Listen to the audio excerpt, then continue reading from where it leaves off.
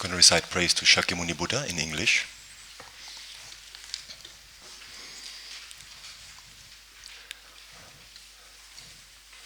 Guru, teacher, Bhagavan, Tathagata, Arhat, perfectly complete Buddha, perfect in knowledge and good conduct, Sugata, knower of the world, supreme guide of beings to be subdued, teacher of gods and humans, to you, Buddha Bhagavan, glorious conqueror Shakyamuni, I prostrate, make offerings and go for refuge. Guru, teacher, Bhagavan, Tathagata, Arhat, perfectly complete Buddha, perfect in knowledge and good conduct, Sugata, knower of the world, supreme guide of beings to be subdued, teacher of gods and humans, to you, Buddha Bhagavan, glorious conqueror Shakyamuni, I prostrate, make offerings and go for refuge. Guru, teacher, Bhagavan, Tathagata, Arhat, perfectly complete Buddha, perfect in knowledge and good conduct, Sugata, knower of the world, supreme guide of beings to be subdued, teacher of gods and humans, to you, Buddha Bhagavan, glorious conqueror Shakyamuni, I prostrate, make offerings and go for refuge. When supreme amongst humans you were born on this earth, you paced out 7 strides, then said, I am supreme in this world. To you who were wise then, I prostrate. With pure bodies, form supremely pure, wisdom ocean like a golden mountain, fame that blazes in the 3 worlds, winner of the best, savior, to you I prostrate. With a supreme science, face like spotless moon, color like gold, to you I prostrate. Dust free like you, the 3 worlds are not, incomparably wise one, to you I prostrate. The Savior having great compassion, the Teacher having all understanding, the field of merit with qualities like a vast ocean, to you, the one gone to thusness, I prostrate. The purity that frees one from attachment, the virtue that frees one from the lower realms, the one path, the sublime pure reality, to the Dharma that pacifies, I prostrate. Those who are liberated and who also show the path to liberation, the holy field qualified with realizations, who are devoted to the moral precepts, to you the sublime community intending virtue I prostrate. Do not commit any unwholesome actions, engage in perfect wholesome actions, subdue one's own mind. This is the teaching of the Buddha. A star, a defective view, a butter lamp flame, an illusion, a dewdrop, a water bubble, a dream, lightning, a cloud, see all causative phenomena like this. By these merits may transmigratory beings attain the state of all-seeing, subdue the enemy of faults, and be freed from the ocean of samsara, disturbed by the waves of aging, sickness, and death. The indescribable, inconceivable, and inexpressible perfection of wisdom, unproduced, unceasing, the nature of space, object of the uniquely knowing transcendental wisdom, to the mother of the victorious ones of the 3 times I prostrate. I prostrate to the 3 noble, rare, sublime ones. Thus did I hear at one time, the Bhagavan was dwelling on Mass of Vultures Mountain in Rajagriha, together with a great community of monks and a great community of bodhisattvas. At that time, the Bhagavan was absorbed in the concentration on the categories of phenomena called profound perception. Also at that time, the Bodhisattva, Mahasattva, Arya, Avalokiteshvara looked upon the very practice of the profound perfection of wisdom and beheld those 5 aggregates also as empty of inherent nature. Then, through the power of Buddha, the Venerable Shariputra said this to the Bodhisattva, Mahasattva, Arya, Avalokiteshvara: how should any son of the lineage train who wishes to practice the activity of the profound perfection of wisdom? He said that, and the Bodhisattva, Mahasattva, Arya, Avalokiteshvara said this to the Venerable Sharadvatiputra: Shariputra, any son of the lineage or daughter of the lineage who wishes to practice the activity of the profound perfection of wisdom should look upon it like this, correctly and repeatedly, beholding those 5 aggregates also as empty of inherent nature. Form is empty, emptiness is form, emptiness is not other than form, form is also not other than emptiness. In the same way, feeling, discrimination, compositional factors, and consciousness are empty. Shariputra, likewise, all phenomena are emptiness, without characteristic, unproduced, unceased, stainless, not without stain, not deficient, not fulfilled. Shariputra, therefore, in emptiness there is no form, no feeling, no discrimination, no compositional factors, no consciousness, no eye, no ear, no nose, no tongue, no body, no mind, no visual form, no sound, no odor, no taste, no object of touch, and no phenomenon. There is no I element, and so on, up to and including no mind element and no mental consciousness element. There is no ignorance, no extinction of ignorance, and so on, up to and including no aging and death, and no extinction of aging and death. Similarly, there is no suffering, origination, cessation, and path. There is no exalted wisdom, no attainment, and also no non-attainment. Shariputra, therefore, because there is no attainment, bodhisattvas rely on and dwell in the perfection of wisdom, the mind without obscuration and without fear. Having completely passed beyond error, they reach the endpoint of nirvana. All the Buddhas who dwell in the three times also manifestly, completely awaken to unsurpassable, perfect, complete enlightenment in reliance on the perfection of wisdom. Therefore, the mantra of the perfection of wisdom, the mantra of great knowledge, the unsurpassed mantra, the mantra equal to the unequaled, the mantra that thoroughly pacifies all suffering should be known as truth, since it is not false. The mantra of the perfection of wisdom is declared. Taya ta gate gate para samgate bodhi soha. Shariputra, the bodhisattva, mahasattva, should train in the profound perfection of wisdom like that. Then the Bhagavan arose from that concentration and commended the Bodhisattva, Mahasattva, Arya, Avalokiteshvara, saying, well said, son of the lineage, it is like that. It is like that. One should practice the profound perfection of wisdom just as you have indicated, even the Tathagatas rejoice. The Bhagavan having thus spoken, the Venerable Sharadvati Putra, the Bodhisattva, Mahasattva, Arya, Avalokiteshvara, and those surrounding in their entirety, along with the world of gods, humans, asuras, and Gandharvas, were overjoyed and highly praised that spoken by the Bhagavan. Next page, prayer to the lion-faced Dakini. From the holy supreme realm of Kechara, you who possess powers of clairvoyance and magical emanation, look after practitioners like a mother looks after her children. To the host of Dakinis of the three abodes, I prostrate. Akasamara Tsasadara Samaraya Akasamara Tsasadara Samaraya Tayata gate para samgate bodhi soha. By the teachings of the three noble, rare, sublime ones possessing the power of truth, may hindrances be averted, may they be eliminated, may they be pacified, may all enemies and negative forces opposed to Dharma shantim kuru soha. May the host of 80,000 obstacles be pacified, may we be free from harmful conditions to Dharma, may all excellences be in accord with the Dharma, and may there be auspiciousness and perfect happiness here, right now. We turn to page 240.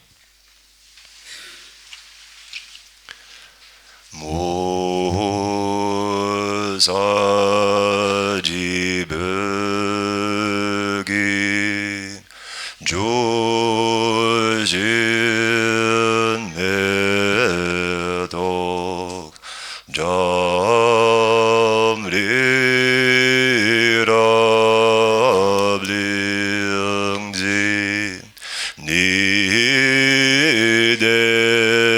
Nidegen Badi Sangye Shingdu Miktelvayi Drogunam Dakshinla Jebajoditun Lama Dampaginam Gijagukala Gyanzajazinji Jidam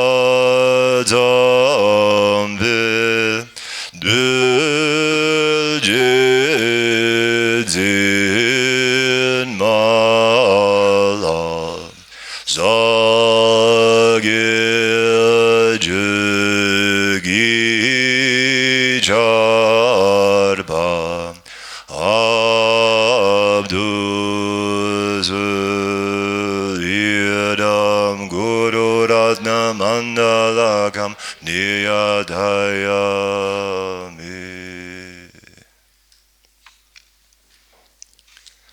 Sangye Chedang Tsugi Chognam La Janju Badu Dagni Kapsuji Dagi Chunyen Gi Pesunam Gi Jola Penchi Sangye Dopai Shu Sangye Chedang Tsugi Chognam La Janju Badu Dagni Kapsuji Dagi Chunyen Gi Pesunam Gi Jola Penchi Sangye do pa shu sangye chedang tsogi chognam la chanju badu dagni kapsu chi dagi chunyen ge pesu namgi jola penchi sangye do pa shu.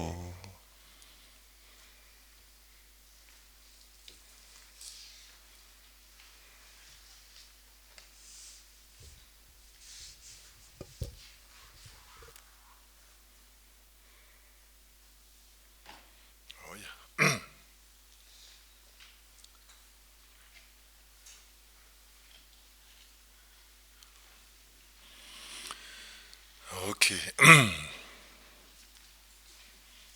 You hear? Can you hear me? Okay.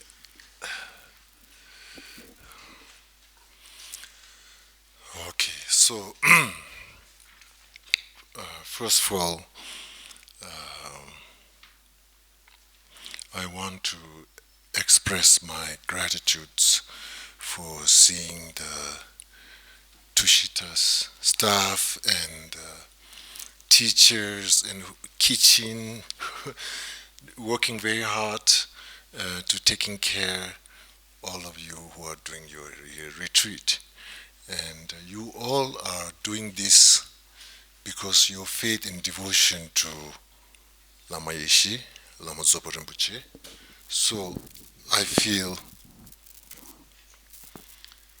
your faith and devotion which make this place so beautiful and this place so beneficial.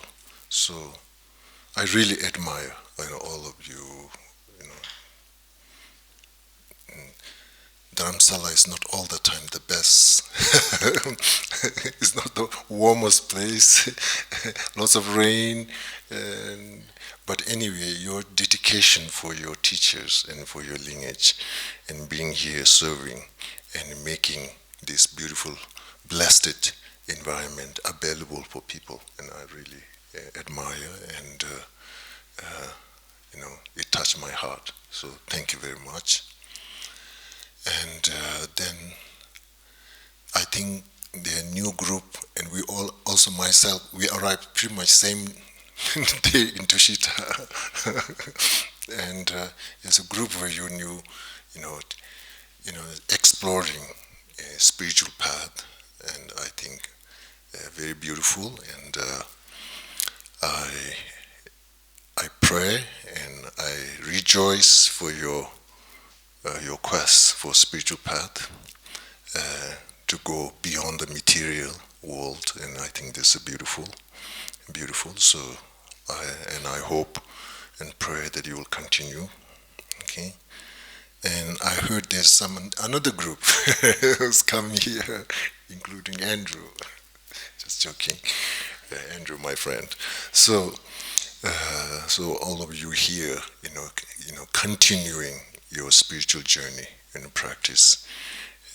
So I think it's really beautiful, wonderful. And so today, in topic, you asked me to talk about second noble truth. And I think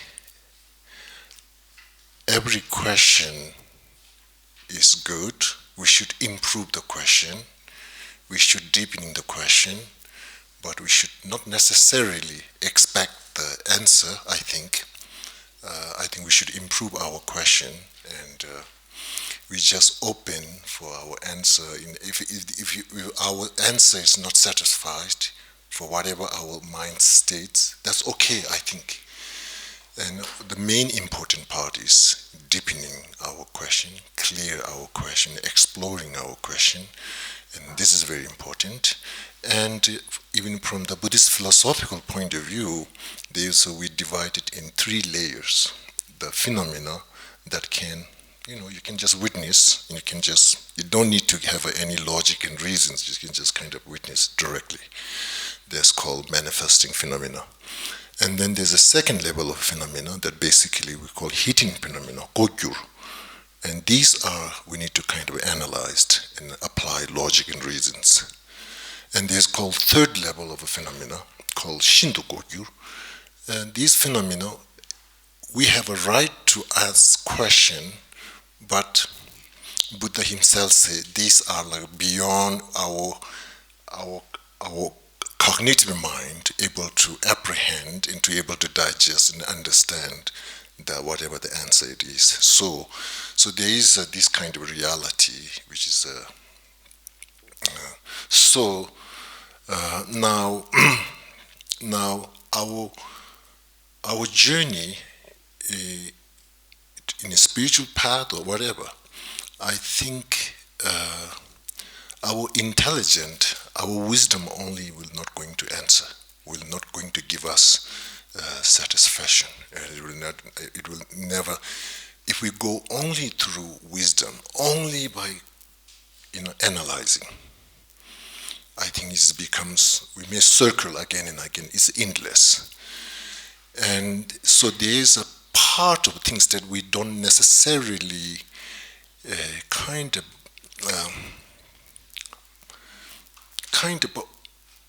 not necessarily believe, but somehow open our mind, openness. And that's, I think, is important. And so basically what I'm saying is, from Buddhist point of view, we call wisdom and method. Method means kind of skillful means. Skillful means like somehow, you are not necessarily going to reject immediately if you didn't get the evidence or not able to, get the direct answer. So there's kind of like a skillful means is kind of still openness, because sometimes our ego kind of very demanding, and it takes the weapon of our wisdom. Ego comes with a whip of wisdom. And it becomes basically very sharp, very clear, very precise, at the same time very aggressive, and basically is neither beneficial for our own self and neither beneficial for nobody. So therefore we need to work with our wisdom very skillful way, very, very gentle way. And basically what that means is, as I mentioned at the beginning, we need to improve our question, we need to deepen our question. If there's no answer, it doesn't matter. If we didn't get the answer, it doesn't matter. Doesn't matter. Really trying to, maybe furthermore we improve our question, on the way we'll get surprised. Maybe the answer will come on the way. So therefore, so now I think we as a human being, and particularly for spiritual journey, and in spiritual journey, this in a simple language, I will say open heart. But if I do more precise terminology, maybe we'll say like faith or devotion. Okay, so I think I don't know the word faith how we understood. In Tibetan, we have slight different way of understanding the word faith. It not necessarily carry total kind of trust. It's somehow you have a fully openness. main quality, it have a very genuine, non-judgmental quality into so-called the word faith in Tibetan Thaba. So basically, in a wisdom journey comes with a judgmental mind, it becomes very destructive. Wisdom mind comes with a fully openness, and particularly like more compassionate integration of compassion. So that would be like really helpful for our own self. So anyway, going back to the point, in a spiritual journey, faith it can have a faith as an individual spiritual experience. It's not necessarily have to agree by universal, but it can have a many different way of manifesting that faith based on your own level of wisdom. So therefore, it have a many different manifestations. Maybe some can be, you may think, what is that? That's okay, that's fine. When it comes to so-called faith, tapa, faith or devotion or whatever we call, it is an individual person's heart experience. So it's not necessary to be universally agreeable. So again, it is a kind of, so now what I'm saying over here is, particularly in Buddhist thinking, even like a concept of emptiness, when I was studying, concept of emptiness, when we explain, basically it about two key pillars to kind of study and understanding concept of emptiness. One is the logic. There's like a really, kind of laying out all the logic.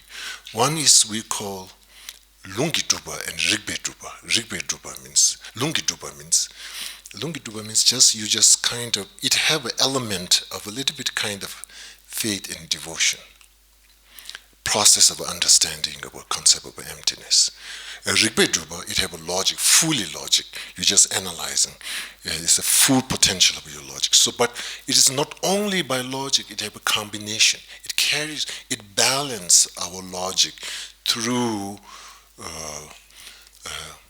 quotations, Lungi Duba, it's basically Lungi Duba.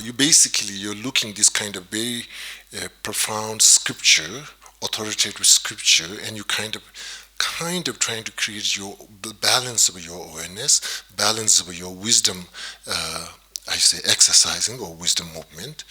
And so through that, we're trying to learn and understand the concept of emptiness, shunyata. So therefore what I'm saying over here is a spiritual journey, and not only spiritual journey in our life is not only can, take care by only intelligent, impossible. Not only by your logic and reason. We have to have that kind of a individual human intuition. And we need to open up for that. So again, now what is the obstacle for that? We are not able to do that. The main obstacle is basically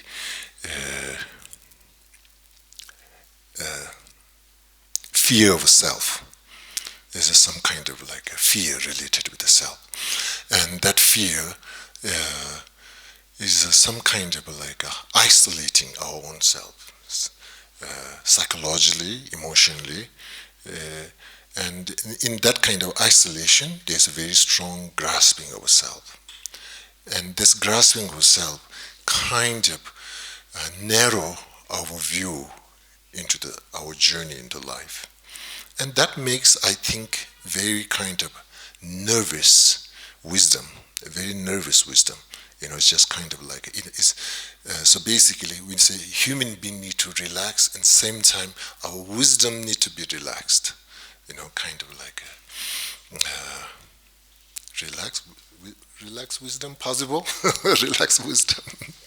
Okay, anyway, so basically somehow it have a very deep analytical awareness, but it have a very soft approach, not grasping into it. So now into our own spiritual journey, one thing you need to look at it is grasping of a self. This kind of like a self. I need to figure out. There's a sense of a self or I grasping very strong. That's, I think, becomes one of the main inner obstacle. Okay. Yes, there's so much problem in the world. There's chaos in the world. Very true, and we are not trying to keeping blind spot or ignored. At the same time,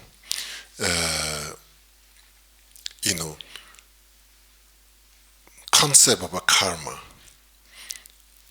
When the individual karma or collective karma, when this comes kind of a fruition, it comes together, and that is basically, I think, we need to be patient and we need to go through that. Okay, we need to go through that.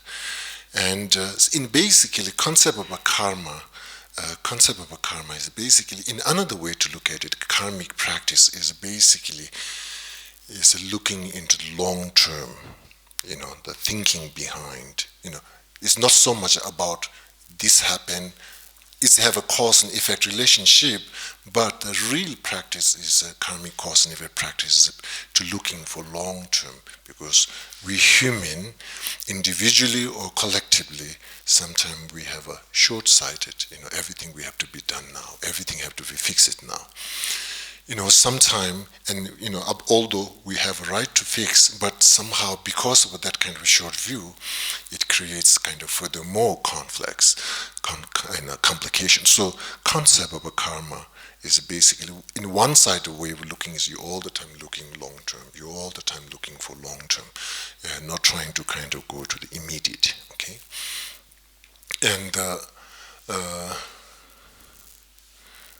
and what is the karma? Okay, karma. Karma is something potential. Anything in our life, you're walking, you're seeing, you're noticing, and you're kind of like acknowledging anything what happened. Somehow, from the Buddhist philosophy thinking, it established some kind of imprint into our mind. Okay. Imprint into our mind, and that's kind of like the really concept of a karma comes. There's anything happens, a good thing, bad thing, a neutral thing, what we see, how we talk, how we interact, our movement, any kind of actions of body, speech, and mind, it establishes something within our own self, individually, into our mind, some kind of a karmic imprint. And so that's the kind, and that imprint is somehow not only, sometimes we call,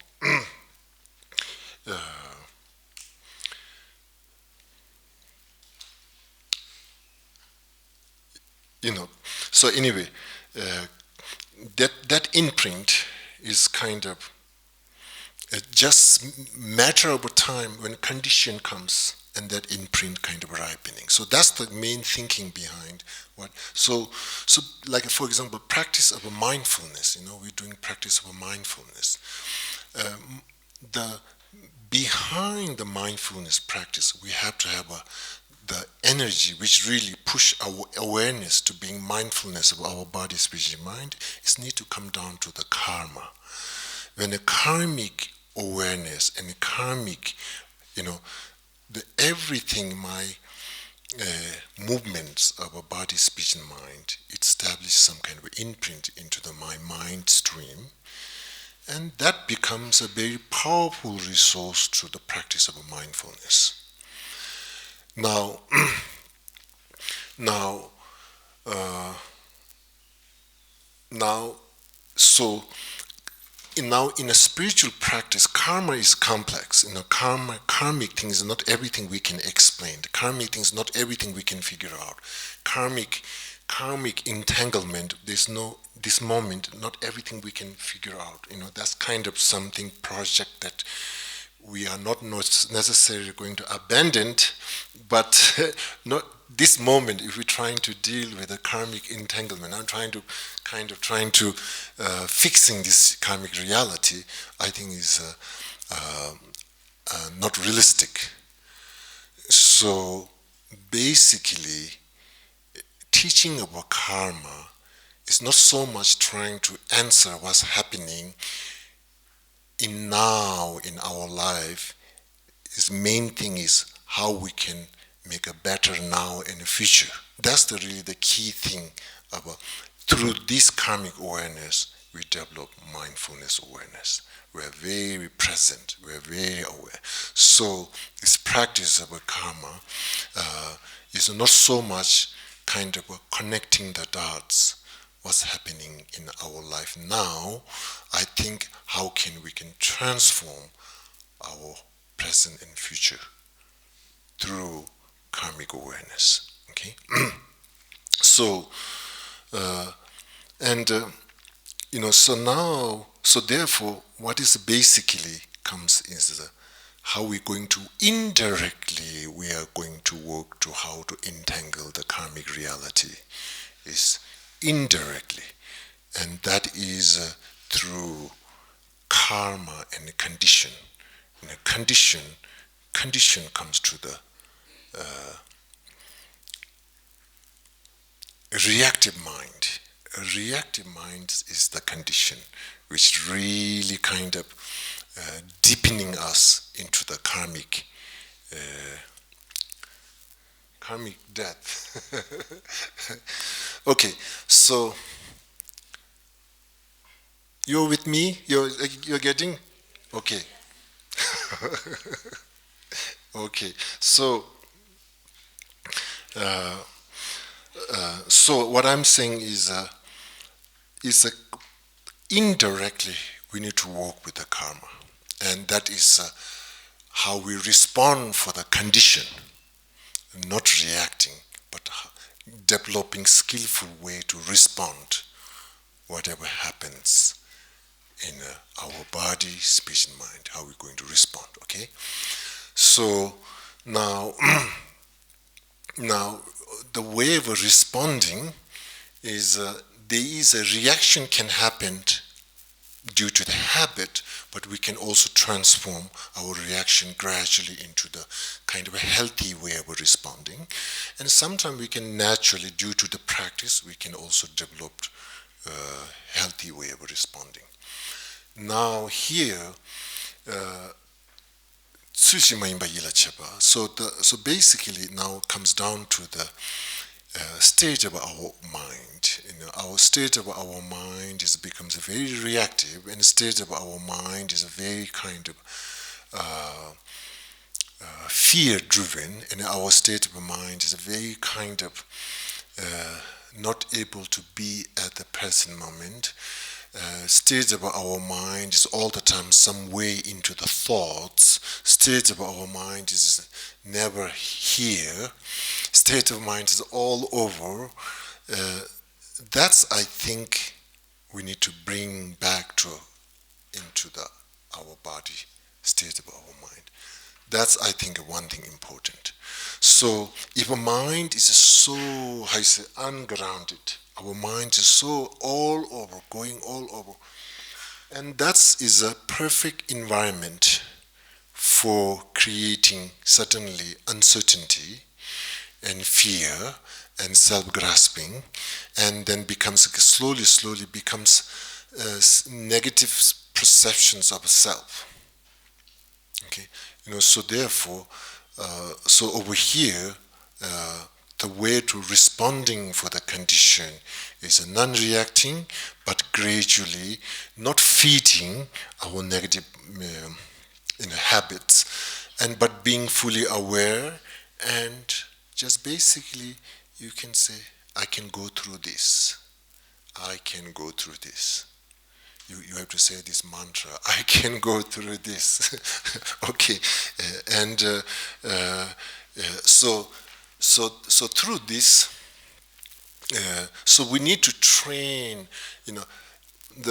it's not so much first create the chaos and then trying to solve the chaos. So number one is a way to responding is how to not to create the chaos, okay?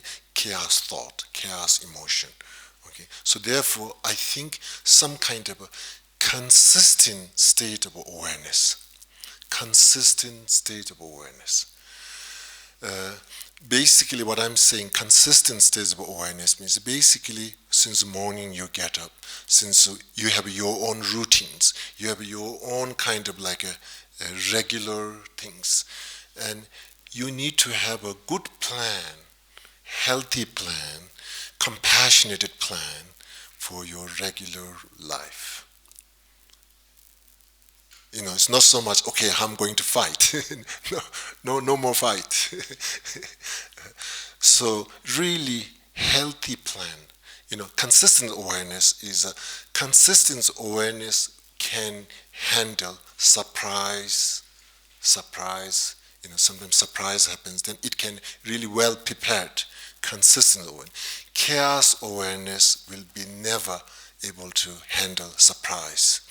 It will throw you out of balance. So therefore, basically, like for example here retreat, you are doing 10-day retreats, it is creating some kind of a body, speech and mind consistence.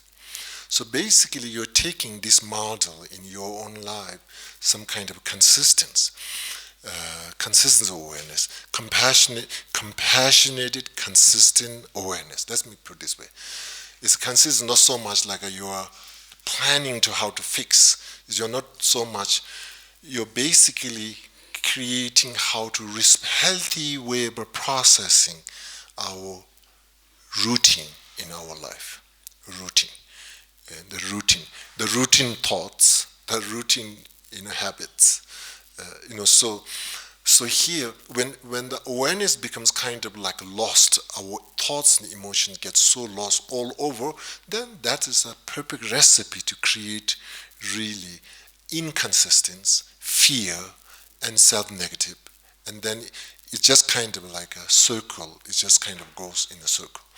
So therefore, so basically, how to yes, Rinpoche is easy to say in the microphone. It's not easy in the real life. Okay, so I myself also sometimes, chaos, and I just basically, what I do, I read this called Vajrakata Sutra. This is my refuge. There's one sutra, and when I read that sutra, I'm not trying to, what is saying, what is happening, and I'm trying to just read with an open heart and not trying to read through my intellect. And through that kind of like non-grasping awareness, somehow it kind of jump-starts non-grasping awareness, and then it's kind of, when I finish, it takes like 40 minutes to read, and I will stay for 40 minutes non-grasping.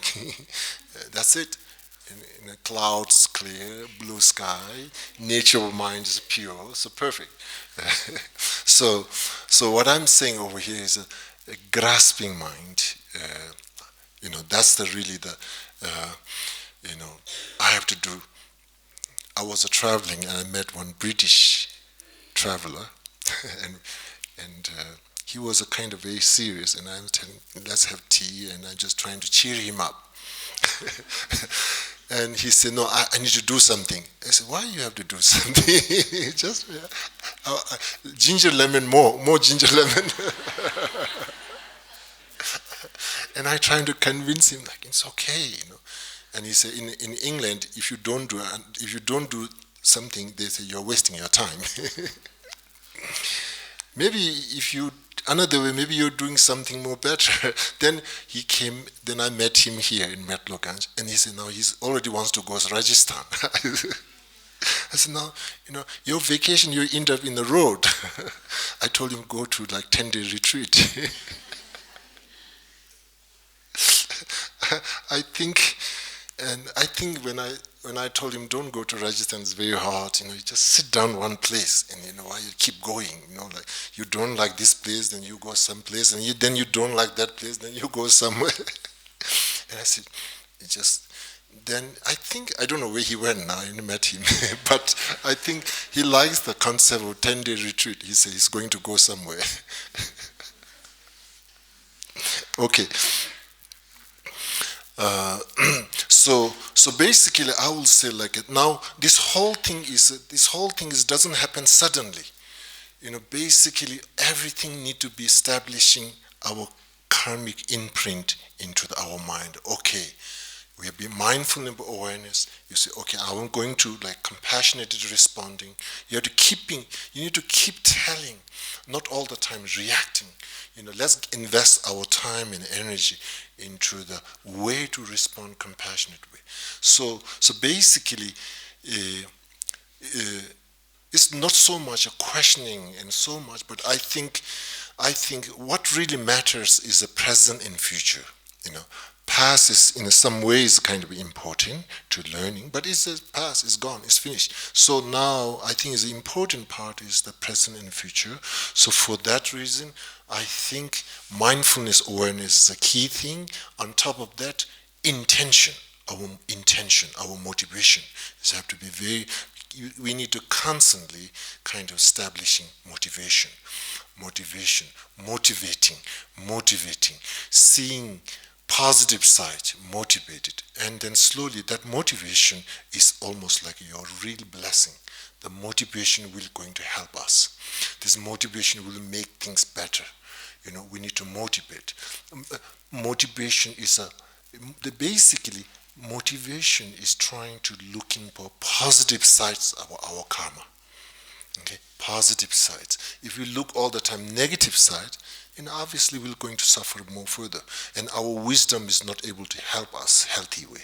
So really creating positive intention, trying to see positive motivation is trying to dream positive tomorrow. Okay, positive morning, positive noon, positive day after tomorrow, positive day after tomorrow.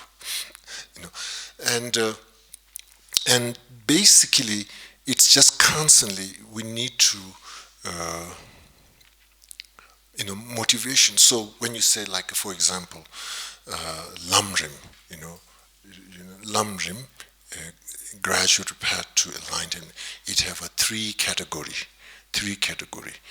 and basically this is basically 3 layers of a motivation, training into the 3 layers of a motivation. There's a motivation beginning level, motivation in the intermediate level, a motivation into the advanced level, great scope. It's basically you keep gradually growing. The first motivation is basically what we are talking so far, mindfulness awareness, karma. You want to have a positive perspective over today and tomorrow. That's the kind of like at the beginning positive.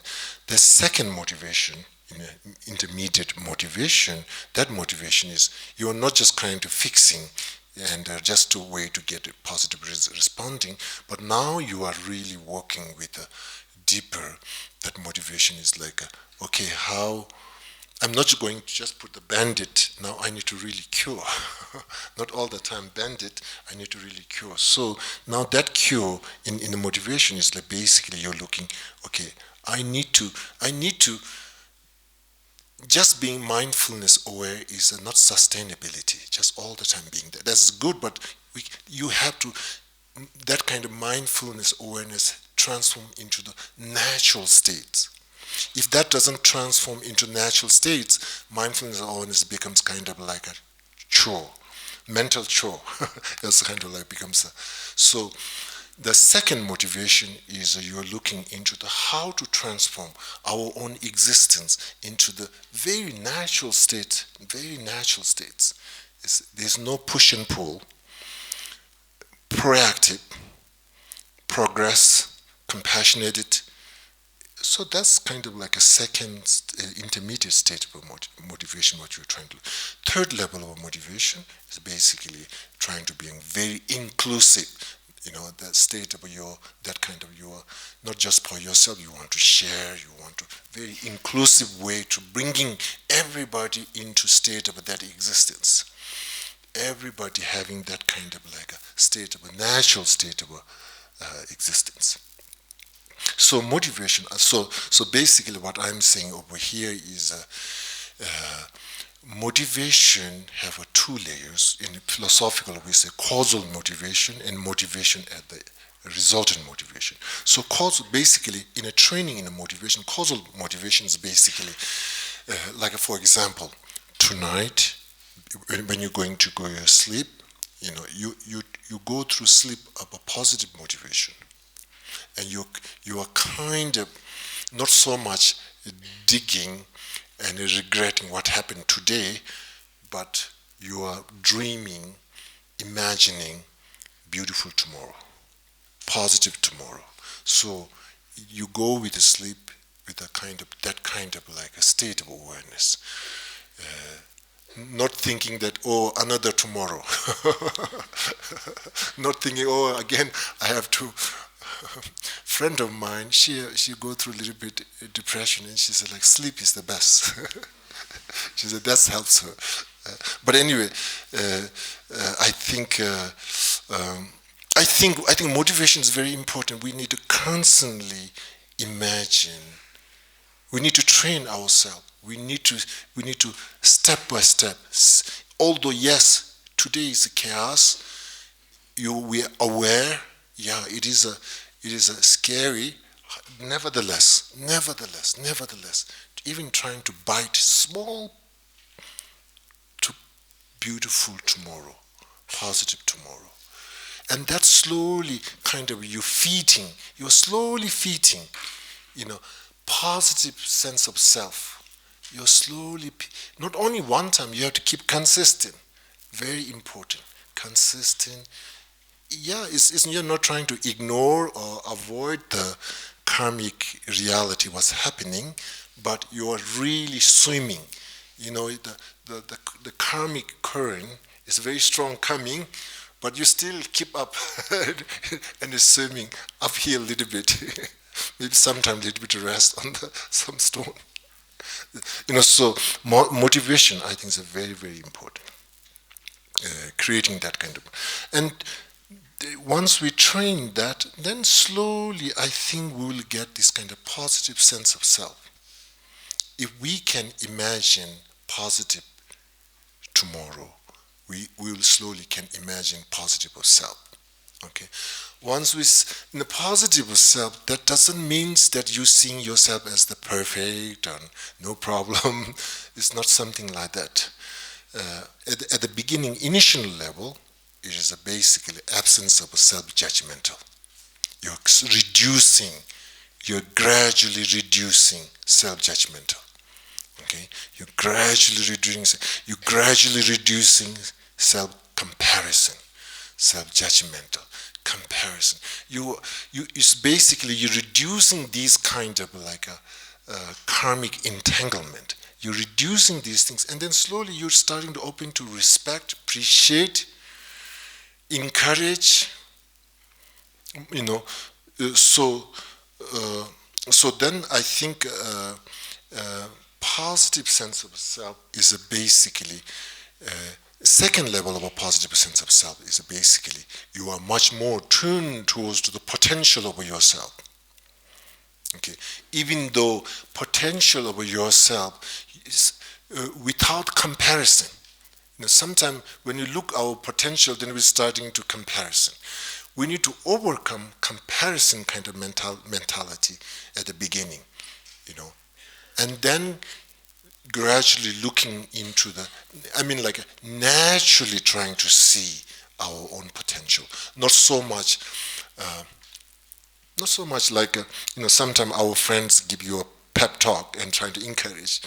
So thank you, very good, but it's just kind of temporary solution. But I think potential of a self, basically what that means is, potential is, basically you see reality of yourself in a lens of impermanent. Good things happens, great. Bad things happens, fine. This nature of impermanent. It's not so much seeing like I can, it's not a positive sense, it's not so much like I can accomplish ambition, not necessarily. It's basically, you're trying to see your life through the lens of impermanent, not from lens of a demand, lens of impermanent. So you process your life through lens of impermanent. So therefore you are able to kind of like moving forward. Basically, once you see positive sense of self through the lens of impermanent, we will never be stuck. Sometimes you say, I'm stuck. That's it. Okay? So now, through this positive sense of self, okay, now the non-judgmental of self and the positive sense of self, and I say, the first one is you really need trying to overcome the judgmental kind of self, overcoming. Then second level, seeing your potential. That potential basically means seeing through the lens of impermanent. Basically, all the karma that you experience in our life, you have acceptance of your karma. There's no thing like, why this for me? Why this for me? That question is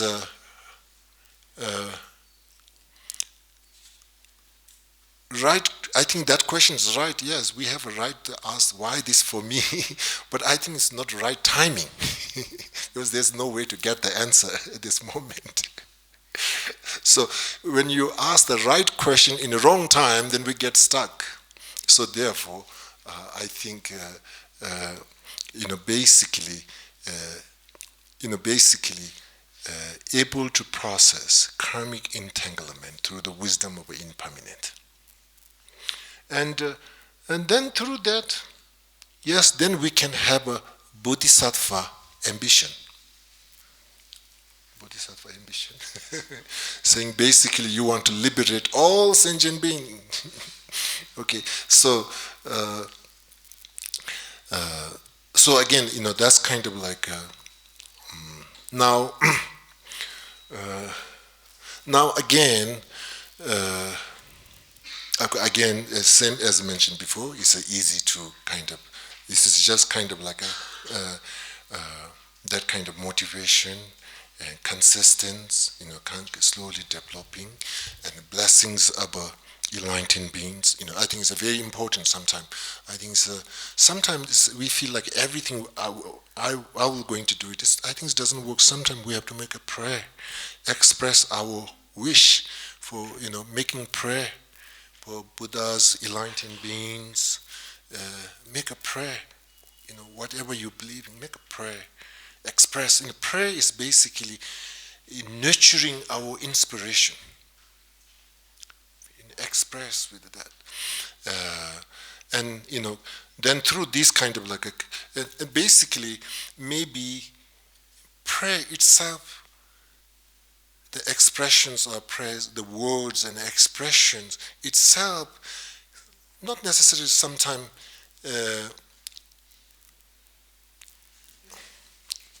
logically accurate or not necessarily, but the prayer ways coming from that heart is really the key thing. The prayer ways coming from, we need to slowly train. Then it's not so much being philosophically accurate, conventionally accurate, not necessarily. Basically, what is the matter is where it's coming from, the warm heart. That is really what we needed, and the rest of the expression is, if it's not accurate or is maybe some kind of leave it off, doesn't matter. It's okay, fine. That feeling of a warm heart, that's really the key. So with that warm heart, that can, I say, ignited and maintained through the expression of our prayer, and then on top of that, you're keeping that kind of positive motivation with yourself. I think, we can appreciate our life. We can appreciate our life. And I think that's kind of like a much more deeper way to appreciate our life. Okay, now, am I talking the topic or am I going all over? Please keep track me. No, please. Because they told me to talk about the second noble truth. Am I on the track? Are you sure? Okay. Okay, you all say yes, so I'm believing. I believe. Okay, so I'm in the karma. I have a good parking karma somehow. I don't know, in America. I'm driving and I get all the time. I get good parking karma, maybe from Portland or some, I don't know. But the word karma is so like popular. So anyway, let's go. So now imprint. So basically, now I think from myself lately thinking, kind of, we Buddhist practitioners need to know, we need to create some kind of method how to just kind of rapidly ripening positive karma that imprints into our mind stream. We need to figure out that. I don't know. Somehow, Buddhist practice, not all the time kind of managing, not all the time to kind of managing the problem. Yes, we have to manage the problem. The principal things is, I think we need to find how to rapidly awakening positive karmic imprint. And quickly and rapidly. So that's, I think, that's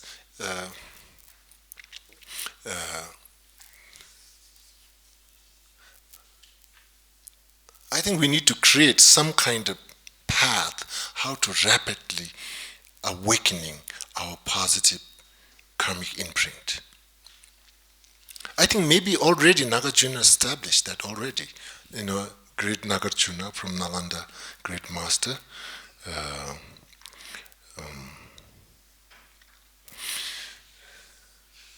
Maybe the meditation on emptiness. Maybe that's it. That is the rapidly awakening all our positive imprint. Not trying to deal, just kind of rapidly awakening our positive karmic imprint through just by being into the meditation of emptiness. Okay? So I mm-hmm. And also concept of a karma, meditation of emptiness and karmic, not so much karmic awareness and how you relate with them, how we as an individual, how we're going to relate with our karma. There is a strong, I say, correlation, okay? Because so far, how we're relating with our karma from the Buddhist point of view is like, lots of insights with the question, why this, why that, why, is lots of question. That question, as I mentioned earlier, it is a right question, maybe it's a wrong time. Why is the wrong time? Maybe because we didn't have the wisdom experience of emptiness. So I think really to answer all the karmic entanglement, that's ultimately fall into the more details fall into the third category of phenomena. That's extreme heating phenomena, not necessary, but I think the one thing that we can observe the karmic entanglement through wisdom realizing emptiness of a self. So now emptiness of self doesn't mean nothingness of self. Emptiness of self means to basically how, basically how I am, how I, how I, how I related with my own self. I don't know how I'm carrying out my I, how I'm carrying myself. I, empty. The word empty is right now. We are carrying the word empty. Is we are projecting so much into the I for the me, and the emptiness is that there is a psychological element and realistic element. Psychological element, yes, you are projecting over exaggeration, psychological element. And the reality element is there's nothing, and that kind of psychological imputation built up based on intrinsic reality, intrinsic self, intrinsic self. And that's basically neither. One is the exaggeration, one is when you're looking into the base of that exaggeration, it doesn't exist.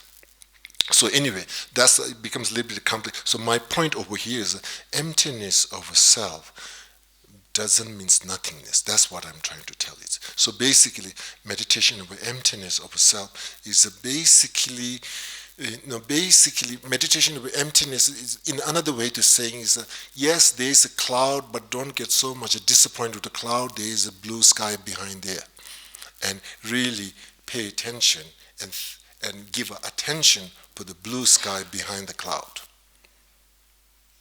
Does it make sense? Okay. Good. Okay. So, so right now, so basically, that kind of attention that awareness will going to respond positive with the cloud on the sky. Once your attention ever more into the blue, behind the cloud, this blue sky, then you have a much more healthy way of responding for the cloud, for the thunderstorm. And although sometimes thunderstorms are so beautiful, it's nice. Okay, so basically what I'm saying over here is, that's, I think, that really helps emptiness of a self. Meditation of emptiness of a self is basically a way of giving attention for the nature of a self, not that cloud of affliction that projected into the I. You're not so much into that, giving attention into that. And that helps opening up naturally all the karmic traumas and all this kind of, there's a much more, we are in better position into the way to processing and the way to overcome. So therefore, meditation of emptiness of a self, and I think that there's a point why into the sutras, Panjana Paramita sutras, the choice of a word, emptiness.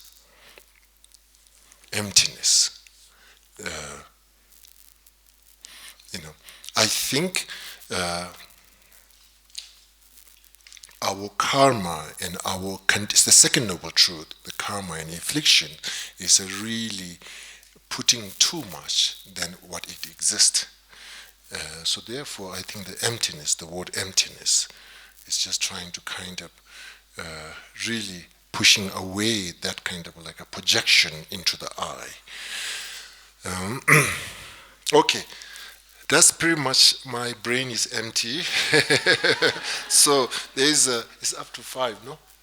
Okay, maybe you can ask me some difficult questions, so maybe my brain can wake up.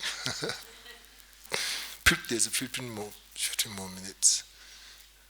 Yes.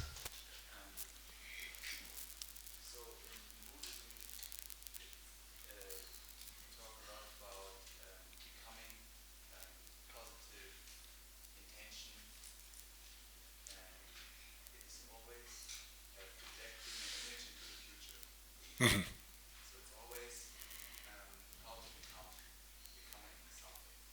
Mm-hmm. When you Mm-hmm. They say basically just initiate the flow. Mm-hmm. And if you are able to always initiate the flow, always be now, not thinking of what I will become, if you're able to do that, then calm will evaporate. But what you've just talked about, Junya, about emptiness, basically is it the same thing? Yeah, good question, Joe. Good question. I think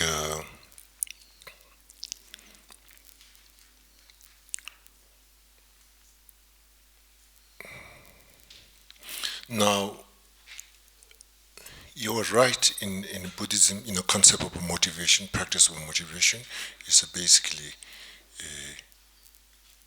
it is much more relevant with the present and future, and it's have a more kind of expression of a future.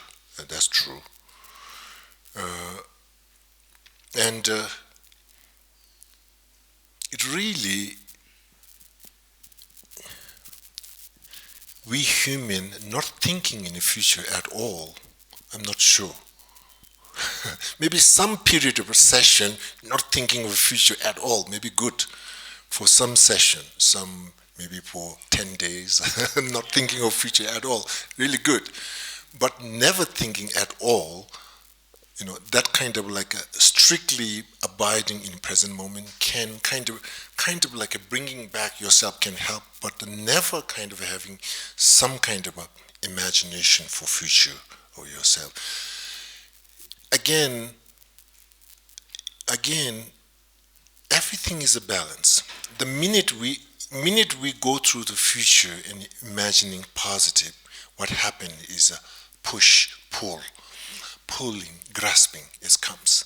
So again, it needs to be yes, but not with the grasping.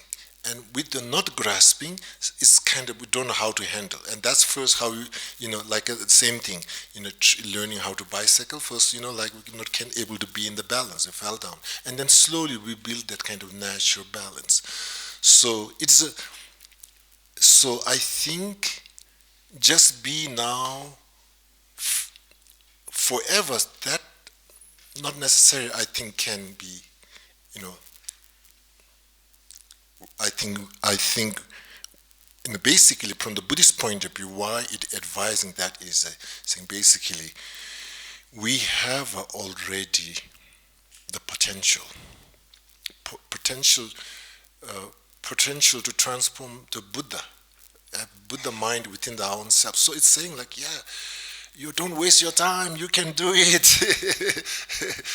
But like that's I think the concept of a Buddha nature. We all carry that. We have within that. Nobody gave for us. We just our own by nature.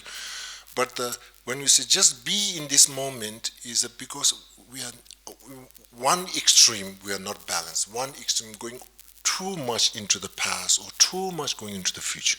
So this moment's habit to cut, yes, just be in the present moment. And then through that kind of like a grounding, then there's a more natural way of a kind of a beautiful way of a kind of a imagining positive of yourself. But it's like it's not necessarily encouraging, don't think of a future forever. I think it's kind of like a, yes, little bit plan is good. I think no plan makes chaos. Maybe for 10 days good. Even 10 days a plan. Basically, I would say simplifying. Even future inspiration, simplifying. Yes. So you said imagining a positive tomorrow before you go to sleep. You said, okay, I'm going to have a positive morning, a positive afternoon. Mm-hmm. But like beyond, like I can, like if I just think about myself doing that tonight, like, I don't know how to do that. Is there a more detailed map or exercise you can give? Okay. Now the detail gets trouble. I think. Okay, so basically, it's I think first don't rush for detail. How I'm going to do that? First plant the seed. Then the fruit just, then nurture the seeds. And then, I think the planting the seeds and then nurturing the seed, that's I think would be good. So you need to kind of consistent doing that, planting the positive seeds, nurturing the positive seed, consistent the positive seeds, and then I think it's good. But when we go to detail, it becomes, okay, this becomes management. So that becomes grasping and that becomes complicated. So I think maybe like a Tao systems, like not planning too much, but nurturing the seeds, just planting the seeds, nurturing the seeds. And blessing of that will manifest tomorrow. Yeah. That's, I think, because that's, maybe you try and then it doesn't work, so maybe you can, try that positive, is make a difference. That seeds, planting that seeds. Not necessarily it will be perfect tomorrow, but really not giving up. Keep planting seeds, keep planting. I think all the great, practitioners, everybody went through difficulties, nobody ever. But they didn't give up, so they kind of made it.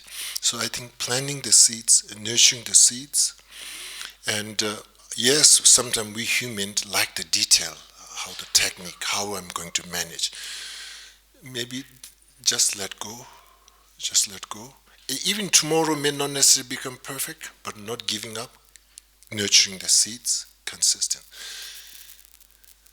Okay, the good news in Buddhism is there's no deadline for enlightenment. You can be enlightened, there's many, as much time you can take it. Yes. Sure, whatever you want. Okay, I take Superman pose because I get nervous. Okay. So the Buddha talks a lot about impermanence, and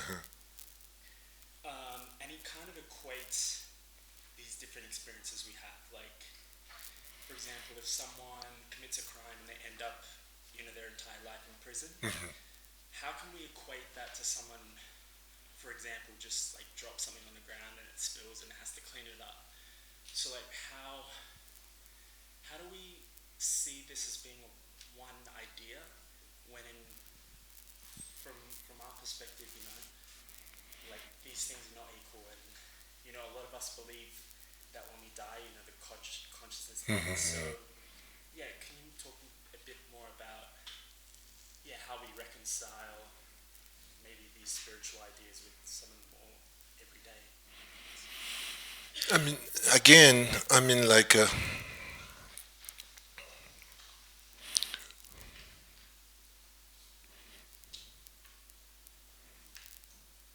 I need commentary. Commentary on the question? Yeah. I'm also not so sure of the commentary, but I think the question started with somebody goes into prison for the whole life, for example, but with respect to impermanence, but then you spill something in the ground and it's just impermanent too. They're both impermanent in the sense of they're momentarily changing. So I also didn't quite understand the question with respect to that. Maybe you could clarify also. Right. So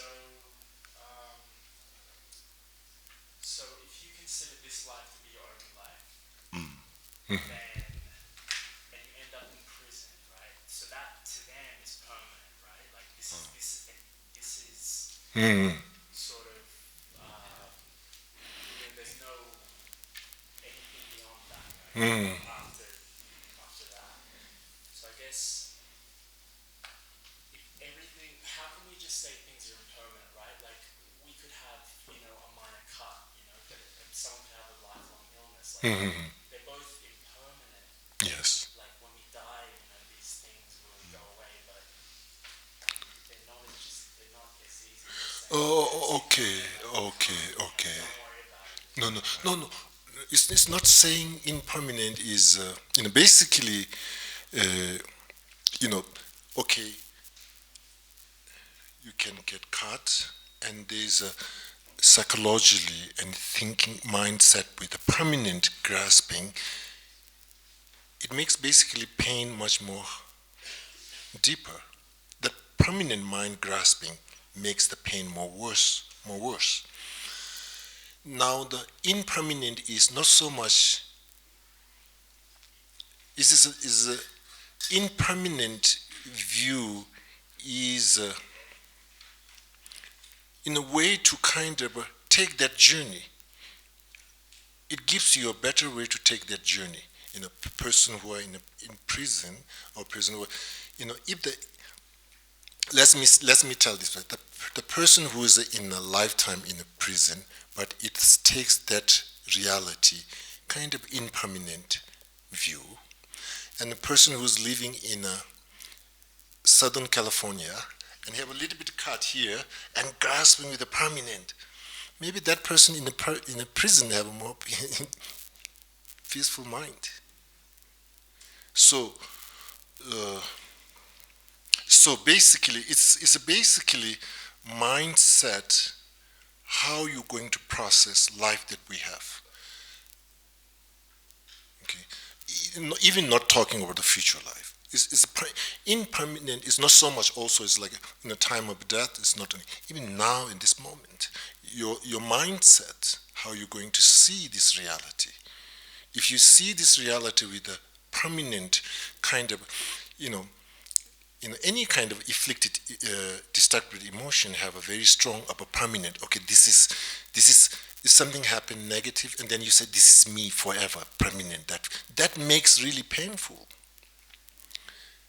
So, basically, impermanent is in this moment. Basically, like a pilot, sometimes they say, okay, buckle up, we're going through turbulence a little bit, and sometime later I'll change the altitude, maybe we get smooth ride. That encouragement is like you are seeing this turbulent situation from impermanent reality point of view. If you see this turbulence as a permanent, and you see like very scary, and really get traumatized, that right. So it's not so much at the end, it's at this moment and now. Did I answer? Oh, thank you so much. First I couldn't get that. So thank you. I made it. Okay. Oh, now so many questions. Okay, now here's so many questions. Okay. Now you all are waking up. I made it myself in trouble. Okay, now let's do this side. Yes.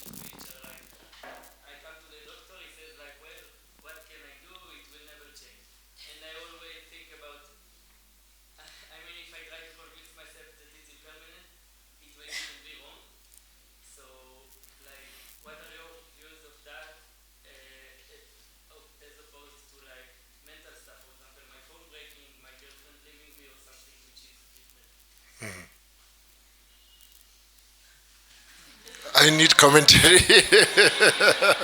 I understood a little bit, but I think what he's saying is he can understand how we suffer when we get very attached or very angry, how this brings suffering to the mind, how to deal with that suffering when it's coming in the mind, and how that leads to suffering when you follow these states. But when we have a physical pain, like an illness, then it's more difficult to maybe deal with that physical pain. How can we develop antidotes in the mind to deal with physical pain, like an illness or an accident? So fundamentally, it comes like whatever say impermanent or permanent is a self-communication. is in a way to look at it, permanent. When you have pain and you have a permanent, you are self-communicating very different way, unhealthy self-communication. Now, impermanent is a positive way of self-communicating with the pain that you are feeling. At least is basically communication opening up, kind of saying like, well, it is not forever. It opens up the communication. It says like a very, kind of like a negative, it becomes very like that. It becomes there's no way to have a healthy self-communication. So this kind of like, basically now even a physical pain, it depends how you communicate with that physical pain. How you're going to communicate with that physical pain. I think meditation of impermanent, these all things is some type of a wisdom self-communication. Whatever you're experiencing, your karma, you need to have a communication. Basically, counseling with yourself. So that basically permanent self-communication makes everything worse, whatever level, physical level, mental level, emotional level. Impermanent communication can make it definitely different, even a physical level. At the end, physical is also connected with the mental. It controls, how you're going to respond. So fundamentally, I want to. It's not necessarily something. Basically, impermanent view opens up positive self-communication. It just opens up. Permanent view just close up. There's no communication. That's it. And that's really basically that wisdom is how you're communicating with your karmic reality. So basically that's, I think, it's not so much philosophical. It have a philosophical element, but fundamentally that wisdom is your open way of communicating and very close way of communicating. And that communication makes the difference, whatever pain we're going through. Okay? So that's basically impermanent, permanent, sometimes this kind of philosophical terminology. That's the main thing. So I will say, yeah, the physical also, I think, depends to the mind.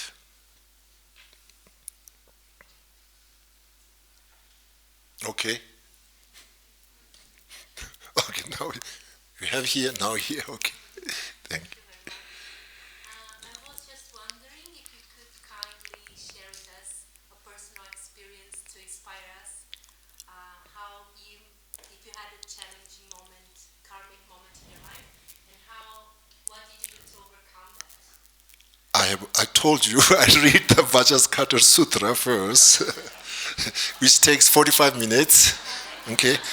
And I don't analyze what is happening, just not knowing what's happening, just reading with my heart, not with my head. So it takes 45 minutes. So that's first step.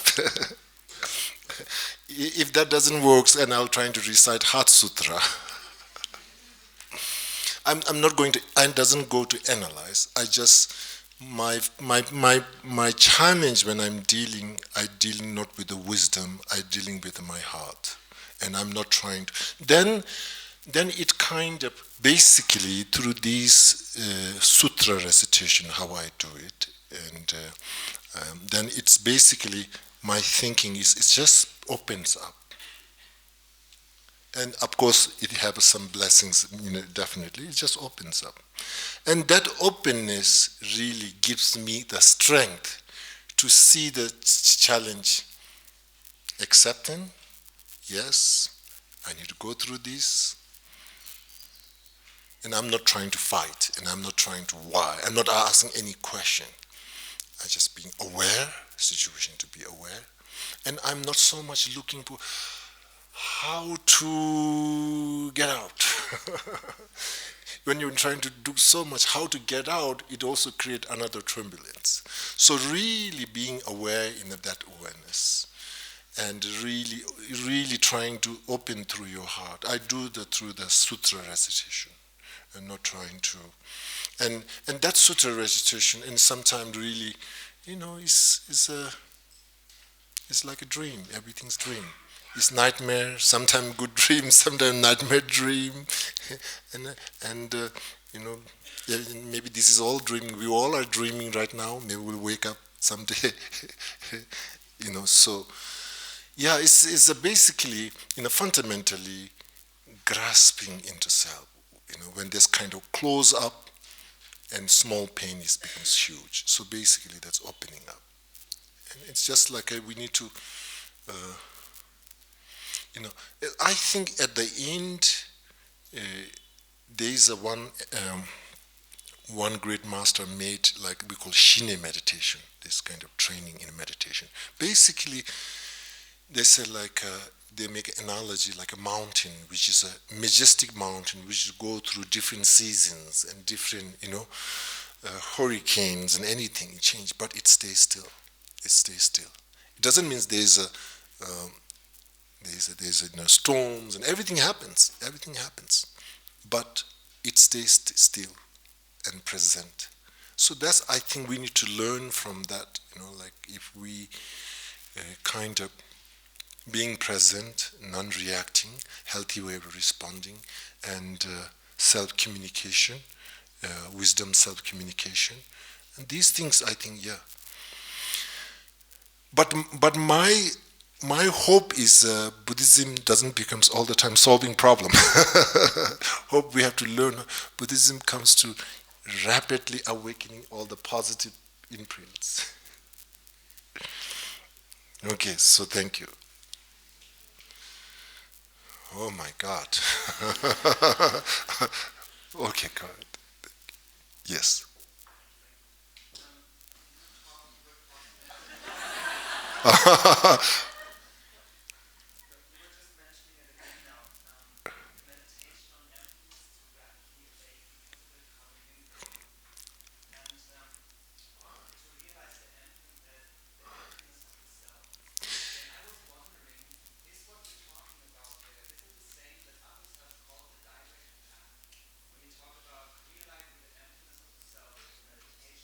Uh-huh.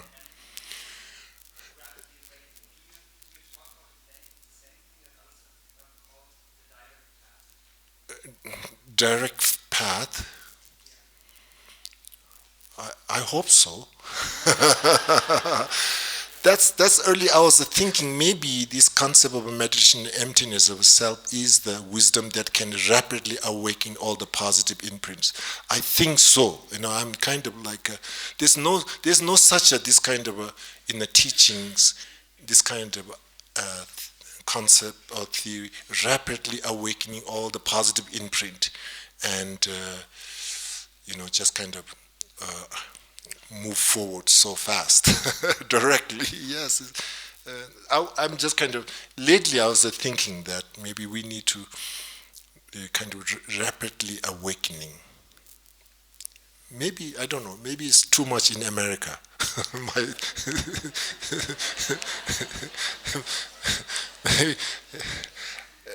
degenerated. Okay. Anyway, it doesn't matter. Sometimes Buddhism we talk 3 eons.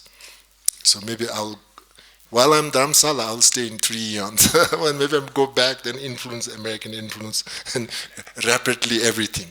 Instinctly everything. Rapidly everything. Instinctly everything. Okay. This is maybe degenerated, my being in America. Okay.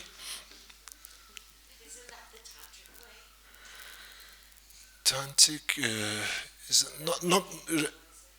not necessarily rapidly awakening the positive imprints. It's a slight difference. It's have that word rapidly, kind of quick within the short lifetime. But I'm kind of looking very specific. Yes, we have so much imprints. We are now at this moment, so much imprints. Can we bypass all the negative imprints and just go straight to the positive imprints and just awakening? And life will be much better, even for me. Okay. So that's kind of okay. Yes. I would like to ask you if you have a few tips or learnings from your life living as a monk and then going on to starting a family. I'm a part of the retreat course I was reading about you. While on the road to Bodhisattva ambition, which is liberating all living beings, how you mentioned, what would you recommend to the young people who are sitting here from your experiences and the young people who are on the road and the journey to spirituality? I think you have to experience. I think there's a not difficult experience. You have to experience everything. I think it's a good, but not trying to avoid difficult experience. Not necessary. Experience everything. I think is very, but all the experience becomes steps for moving forward. So I think, sometimes all the difficulty, how to avoid difficulty. Difficulties are good also.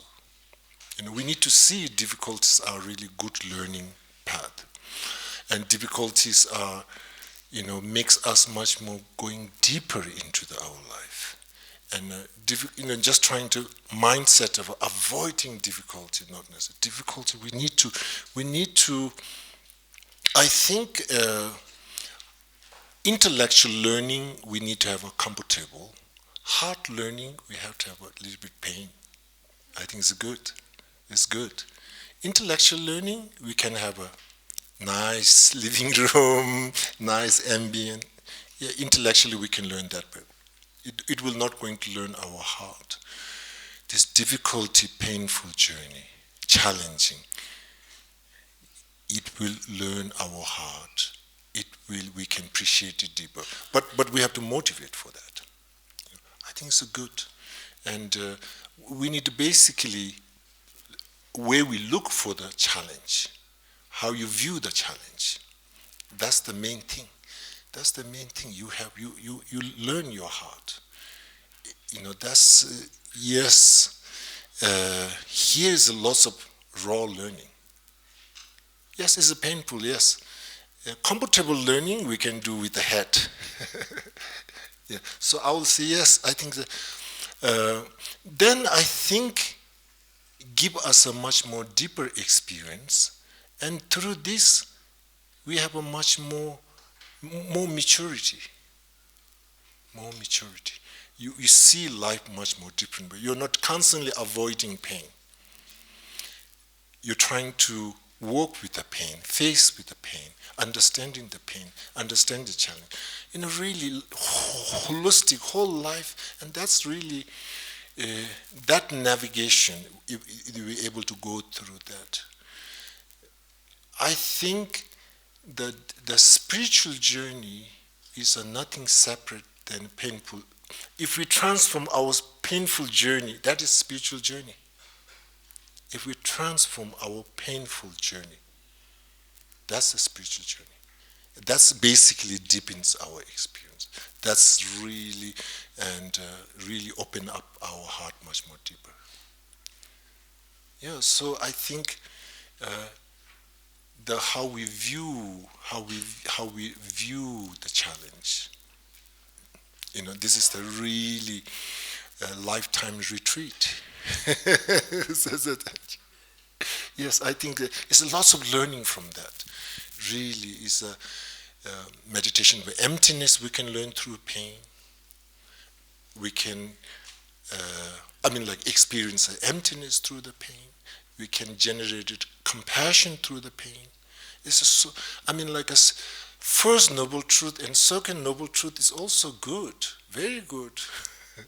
Sometimes we like third noble truth and the fourth noble truth. I think the really good part is the first noble truth and the second noble truth, where we get really maturity, and then we can retire this third noble truth and fourth noble truth. That retirement plan. That's a retirement plan. First and second noble truth, best. Okay. Okay. Not just Buddhism, but a lot of spiritual practices talk and about love and compassion. At the same time, when we go out and look at the world, it's built by people who pursue excellence. A lot of things as simple as our phone to this whole setup. It's built by people who dedicate themselves. That dedication also ends up in sacrificing a lot of other things as well. So on paper, they're not very balanced beings. So then, are they adding bad pointers in their karma table? Because at the same time, they're doing good for the world. You know? And I talk about all the people who've changed the world, modern leaders, all the old leaders. If I were to ask them, did they have a very balanced and happy life? I don't think they did, because they also compromised on a lot of things. Yes, yes. In pursuit of something higher. But then, according to the karma logic, then basically I'm just adding negative pointers to myself. So how does excellence and this whole idea of balance and shunya go together in the same world that we live outside?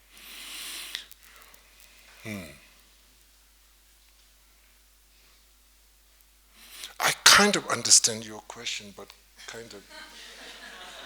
Kind of, yeah. Yeah, kind of. Yeah. No, I think we're saying, on the one hand, we talk about balance, how balance is important. But then... very simple example. Let's say my dad, who's an amazing dad, who's a normal employee, earns a little bit, has created a very beautiful family. On the same time, there's Elon Musk right now, who's going crazy. Who's also bringing changes in the world that we might need. Now, does the karmic table have separate parameters for Elon Musk or my dad? Or are both of them doing our own part, because both of them don't belong to the same table somehow when I compare to them? So, is someone right, or is everybody just figuring out their own karmic table? Individual, they both are in their own individual karmic journey. You know, they both are an individual karma. So I think your dad is doing much better than Elon Musk. Definitely.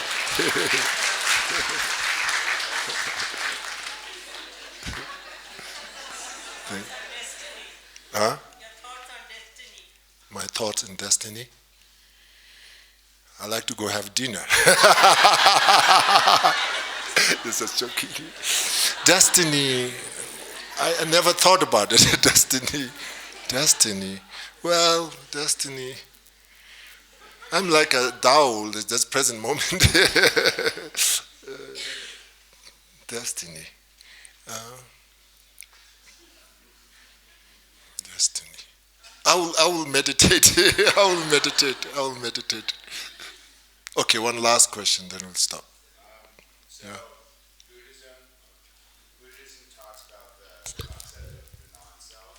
We were, during your discussion, touched on the clear blue sky mind. And is this the same thing that continues into rebirth, into reincarnation, this fundamental clear blue sky? That is our closest identification? Yes, that's it. And then why should this not be considered the self if this is our fundamental reality? That blue sky is self. But Buddhism talks about the non-self. There is no self. That's true. That's true. There's a no self, but there's a self. You say both. Buddhism is crazy. No self and there's a self, both. And there's a beautiful blue sky self. That's good. Okay, thank you so much.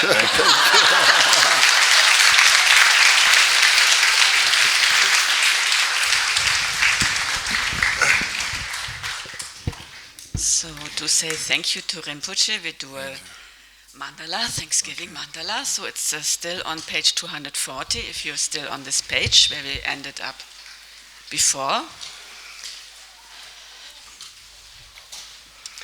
Page 240. Saji Pe Ki Juk Jing Me Tok Tram Ri Rap Ling Shi Ni De yen pari zange shing tu mikte hul wai dogunam dakshing la Chupashok Jetun Lama Dampakyenam Ki Chuki Kala Kense Chudintrik Jita Tampe Dulcetin Mala Jabke Tugicha Pabtusel Idam Guru Ratna Mandala Kamneyatayami. And then we do the final dedication prayers on page 325. Extensive dedication prayers, page 325. So we do the two bodhicittas, conventional bodhicitta and ultimate bodhicitta, so page 325, to actualize bodhicitta. May the precious supreme bodhicitta not yet born rise, may the rise not decline but increase more and more. And on the next page, to realize emptiness, may the precious view of emptiness not yet born arise, may that arisen not decline but increase more and more. So and then that's it for now, the dedication prayers, but some of us here in the front have a long life prayer for Yangsi Rinpoche, so those who don't have them, please listen. Mother Tara, liberating from samsara, to Tara, liberating from the ideas.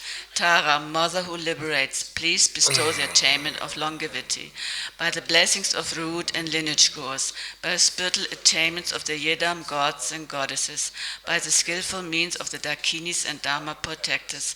May we joyfully realize the essence of our hopes. Gandun Tenzin, you are gracious, benevolent, and kind. Please remain for a long life. May your enlightened activities flourish in all directions and continuously ripen and nourish myself and all sentient beings. From this point forward, throughout all our lives, keep us under your care. Be our holy, virtuous friend and guide.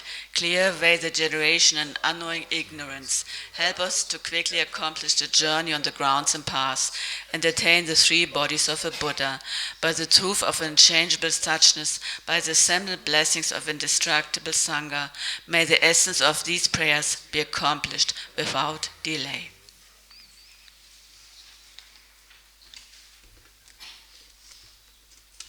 Done? So let's go. Thank you so much, Rinpoche. Thank you so much. Please, teacher Tuchita extensively very, very soon. Okay, thank you. And thank you so much, Rinpoche, for requesting the long life puja tomorrow. Yes. Could Rinpoche say maybe a few words, because many of the students here are new to a long life puja. Maybe why a long life puja is important and what to think tomorrow. Okay. So, His Holiness Dalai Lama in 90th from Tibet. Tibetan, I think, is 91. Anyway, our tradition, basically, this ceremony is to creating collective positive karma. So, such a great, like His Holiness, enlightened being, also is enlightened beings' power and sentient beings' karma are equal. There's nothing can one enlightened power can overshadow. Karma is so much complex. So, is always, you can see quite often different, groups, and this time one of the monastery that I'm belonging, participating for the long life offering. So basically what we are trying to do is creating collective positive karmic strength, so therefore enlightened wisdom and compassion can flourish. So it is it is trying to kind of balance enlightened power and our sentient beings positive karmic power to bring to the balance, so that makes everything works harmonious. So in a way, the ritual purpose is to creating collective positive karmic force. Okay, and that you can see that happens continuously. Not only this time, maybe in a couple months later, again there will be another long life offering. So this is basically a collective karmic force to bring up to the balance with the enlightened wisdom and compassion. So it kind of works, enlightening, wisdom and compassion power, and sentient beings a karma. That is just basically what we are doing is second noble truth. Today's topic, second noble karma, is that this is creating collective positive karmic force to flourishing enlightened wisdom and compassion. So that's kind of like you see, nothing overshadow. Enlightened power cannot override. It's everything have to work into the balance. Karma and enlightened wisdom and compassion need to go balance.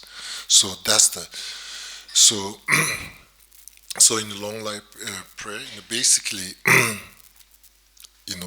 that's kind of removing obstacles, accumulating merit, and everything is done through devotion and faith and heart.